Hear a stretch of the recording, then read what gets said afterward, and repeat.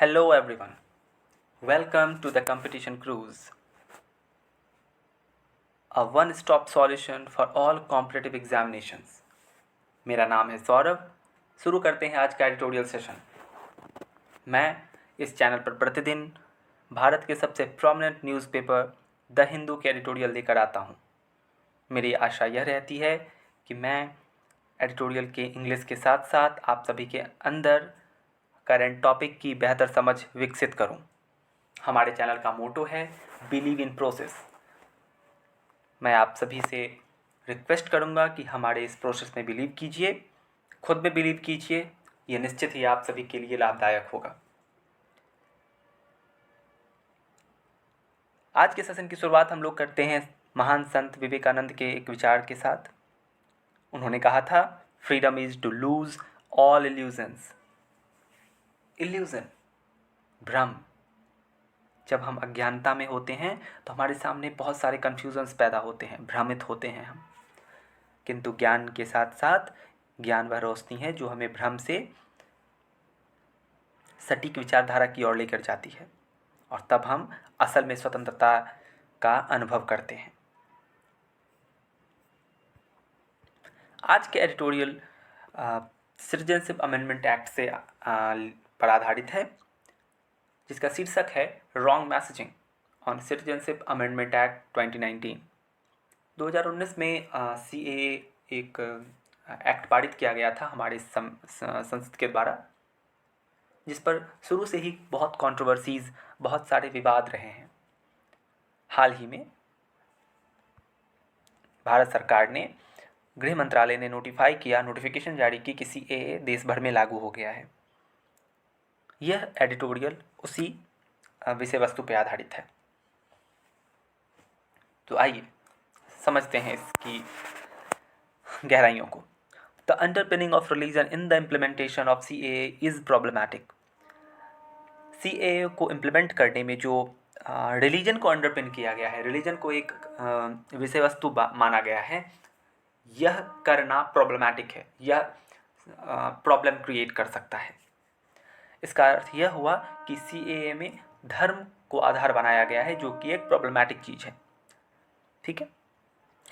Government's decision to implement the Citizenship Amendment Act 2019 just days before the dates of the general elections are expected to be announced seems to be a precursor to the ruling Bharatiya Janata Party exploiting a polarizing issue. Government का ये जो decision है कि वो citizenship amendment act, नागरिकता संशोधन कानून 2019 को इम्प्लीमेंट करेगा. इम्प्लीमेंट करने का अर्थ होता है लागू करेगा, इम्पोज करेगा. कब इम्पोज कर रहा है? जबकि जनरल इलेक्शंस के डेट आने में जो एक्सपेक्टेशंस हैं वो बस कुछ ही दिनों की देरी है. कभी भी हमारे देश में मॉडल कोड ऑफ कंडक्ट यानी कि आचार संहिता लागू हो सकती है और इलेक्शंस के डेट घोषित कर सकता है इलेक्शन कमीशन ऑफ इंडिया. तो इससे जस्ट कुछ दिनों पहले जो ये घोषणा की गई है वो ऐसा लगता है कि एक प्रिकर्सर है. प्रिकर्सर का मतलब होता है एक इनिशिएटिव है, एक इनिशिएशन है, यानी किसी काम के किसी परिणाम तक पहुंचाने से पहले का काम. ओके. प्रिकर्सर है.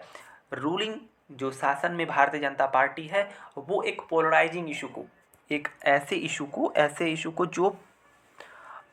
जो आप केंद्रीकरण कर सकता है, ध्रुवीकरण कर सकता है. आप इस वर्ड को बहुत सुनते होंगे, ध्रुवीकरण. हिंदू मुस्लिम के नाम पे, जाति धर्म के नाम पे जब चीज़ों का वोट्स का ध्रुवीकरण होता है, एक तरफ वोट्स खींच के चले जाते हैं, उन्हें कहते हैं पोलराइजिंग इशू. तो ऐसा लगता है कि पोलराइजिंग करने के लिए एक प्रिकर्सर के तौर पे CAA को जस्ट कुछ दिनों पहले इम्प्लीमेंट किया गया है इलेक्शन की डेट से. ओके. चलिए आगे बढ़ते हैं. पहले समझ लेते हैं कि ये CAA है क्या.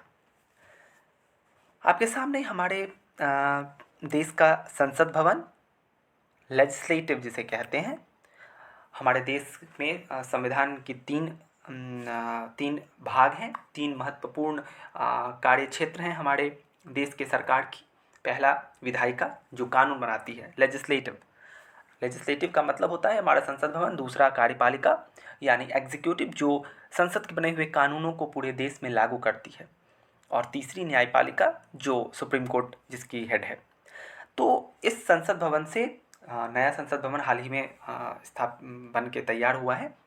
तो संसद भवन में ही हाल में 2019 में सीएए को पास कराया गया था राज्यसभा और लोकसभा से, और तब से ये लागू होने से रुका हुआ था क्योंकि इस पर बहुत तरह की विरोधाभासी बातें कही जाती थी।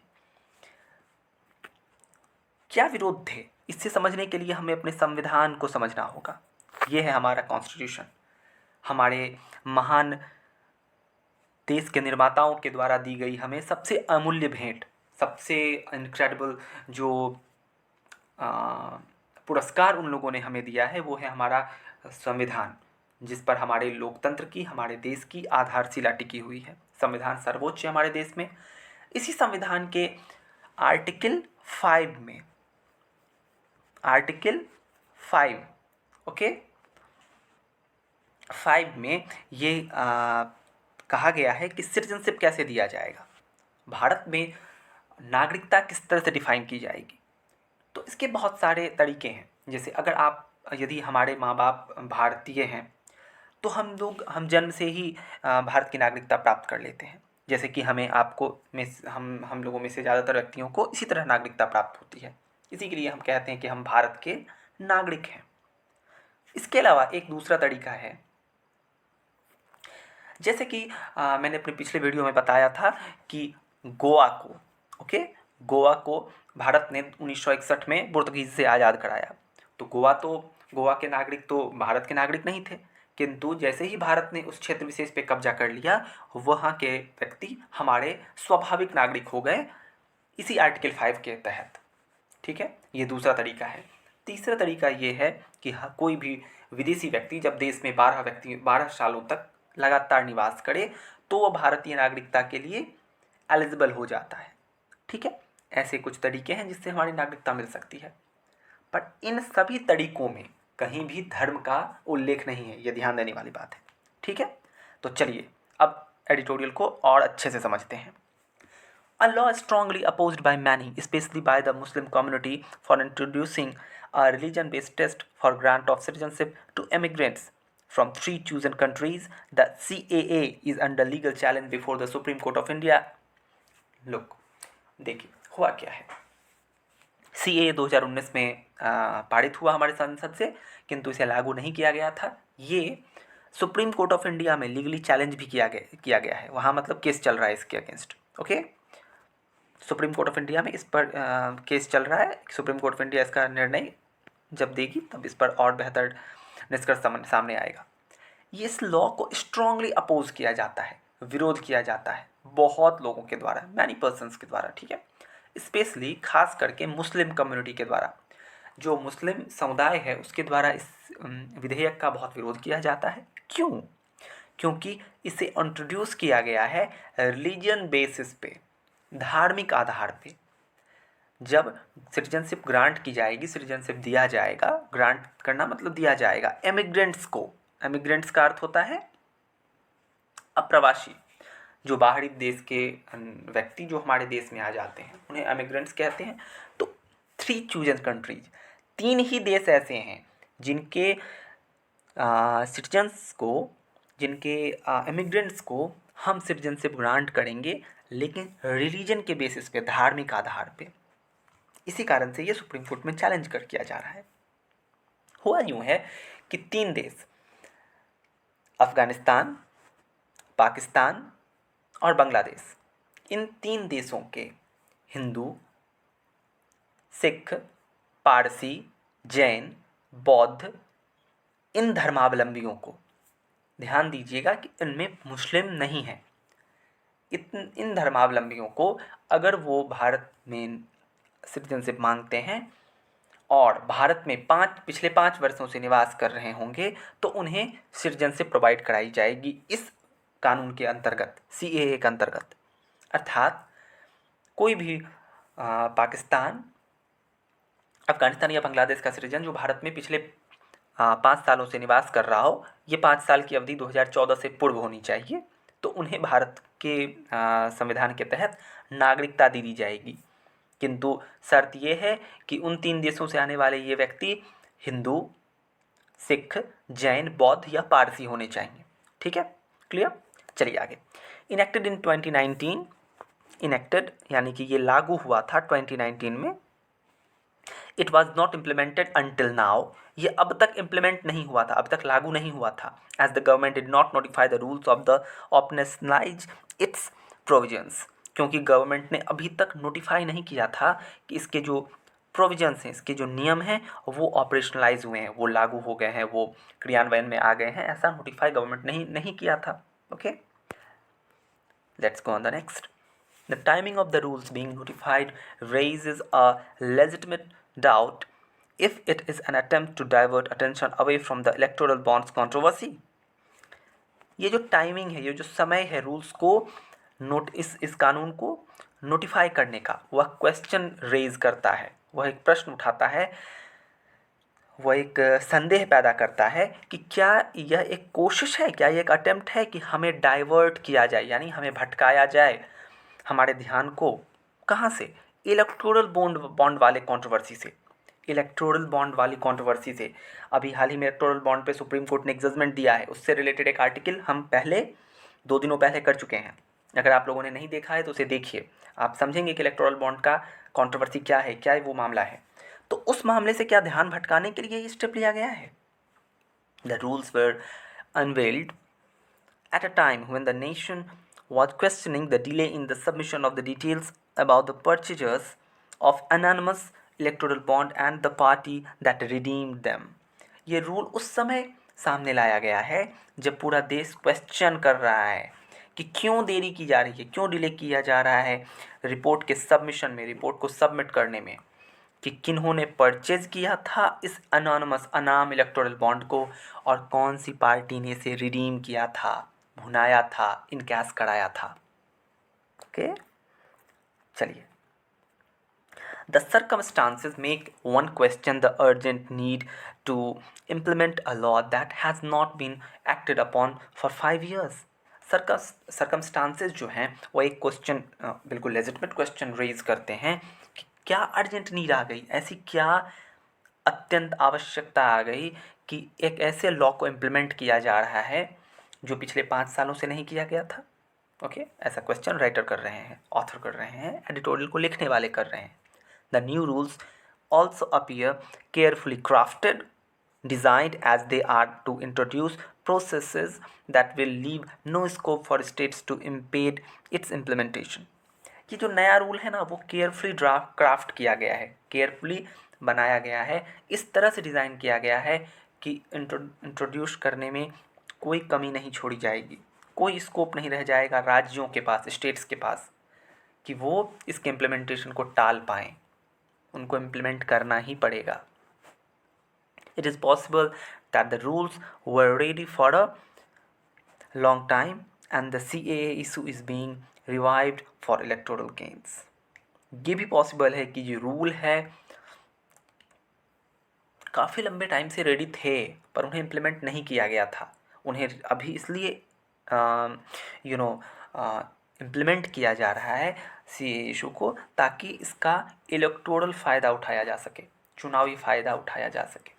Okay, The essence of the CAA is in reality may not affect the interest of minority citizens. After all, it is only a fast-tracking mechanism for minorities, Hindus, Sikhs, Buddhists, Jain, Parsis and Christians from Afghanistan, Bangladesh and Pakistan to gain citizenship. CAA का जो essence है actually में शायद minority citizens के interest को affect नहीं करेगा। Okay, ऐसा लेखक कर रहे हैं। आफ्टर ऑल, अंततः, आफ्टर ऑल का मतलब होता है अंततः, it is only a fast tracking mechanism for minorities. ये तो बस एक तेज़ मैकेनिज्म है, एक तेज़ प्रक्रिया है जिसके द्वारा माइनॉरिटीज़ को, हिंदूज, सिख्स, बुद्ध, जैन, पारसी और ईसाई, इन सभी धर्मावलंबियों को अफ़गानिस्तान, बांग्लादेश और पाकिस्तान से आने वालों को सिटीजनशिप प्रोवाइड कराई जा सके। इन 3 देशों के लोगों को, इन 3 देशों के माइनॉरिटीज़ को फास्ट ट्रैक सिटीजनशिप देने के तरीके हैं, ठीक है। Instead of usually 11 years out of the presiding 14 years, पहले जो 11 साल का हुआ करता था उससे पहले 14 साल का हुआ करता था, घटते घटते ये 14 से 12, 12 से 11 पर आया था, जो अभी इस पर्टिकुलर मुद्दे पे 5 साल के लिए कर दिया गया। The waiting period for this class of immigrants will only be 5 years provided they had arrived before December 31, 2014। तो अब ये देखते हुए कि अगर ये लोग भारत में पिछले 5 सालों से रह रहे हों, जो अराइवल की डेट 31 दिसंबर 2014 से पहले की हो, 31 दिसंबर 2014 से पहले वो भारत में आकर 5 सालों से रह रहे हों, तो उन्हें भारत का सिटीजनशिप प्रोवाइड करा दिया जाएगा। पहले के 11 साल की अपेक्षा उन्हें एक आसान तरीका दिया गया है। Okay. Further, there is nothing in it that removes anyone's citizenship। एक चीज़ ध्यान देने वाली बात है, एक छोटी सी बात आप सबको बता दूं, आप लोगों ने अगर नहीं सुना हो तो सुन लीजिए। NRC का नाम आप लोगों ने शायद सुना होगा CAA के साथ। सिटीजनशिप अमेंडमेंट एक्ट 2019 जब अपने